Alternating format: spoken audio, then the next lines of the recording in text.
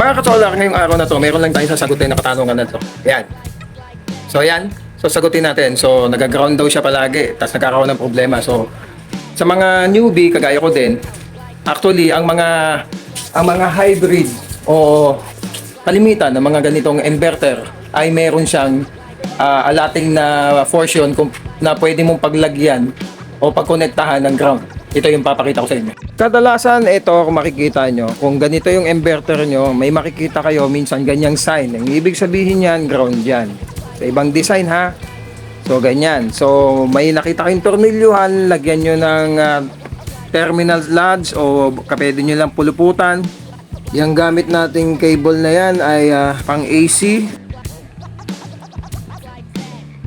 And then ikabit nyo kung saan mayroong nakabaon na metal. Kagaya nito, nakabaon po ito sa lupa. Kaya dyan na po natin ikinabit yung pinaka ground. Ganyan ang gagawin mo. O kaya naman, meron naman pwede sa gripo, sa tubo ng tubig, basta metal yon. Yan, pwede yan. Kung nakabaon yan sa lupa, dyan mo ikabit. Ibuhol mo dyan. Okay? O kaya naman, may ganito ka, yung talagang pang ground rod, o yan. Dyan mo ibaon and dyan mo ikabit. So hoping may nakuha ka, idol, na tip, no? So importante ang grounding, lalo na kahit doon sa panel, kailangan may grounding din. So ang grounding natin ng panel ay actually nandito yung pinakita ko. Ayan.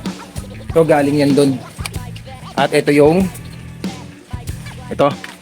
kita mo sa bababa, pinakita ko kanina yung metal na to, pakita ko. So yan, mayroon din ang panel.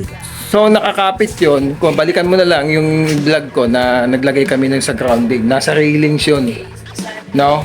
So mayroong wire doon na i-connecta pa baba. So ganun din dapat sa MPPT mo at inverter mo. So yun. Ngayon, dapat nakakonekta yun. Basta pwede yun sa, yung pinakita ko kanina, sa gripo. Hindi, kasi nakabaon din yun sa lupa. Okay, nakalapat siya sa lupa. Basta o kaya pwede ka maglagay ng bakal, itusok mo sa ground, sa lupa, at saka mo lagyan ng wire. Ikabit mo doon sa inverter mo, MPPT mo.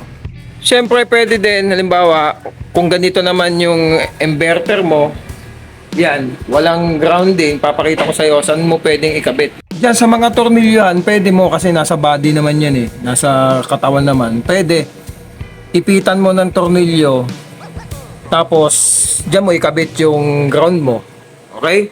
Kung sa MPPT mo, kung meron man dito ang grounding, o di hanapin mo, o kaya i-search mo, basahin mo yung yung manual.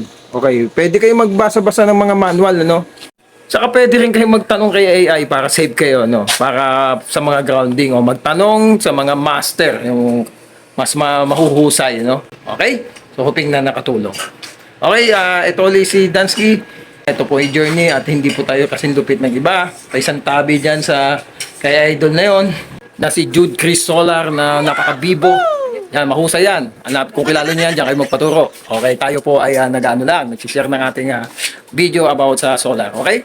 Pwede kayo mag-comment, basta nasa maayos, magbigay ng opinion, nasa maayos na pagkakasalansan ng inyong mga salita.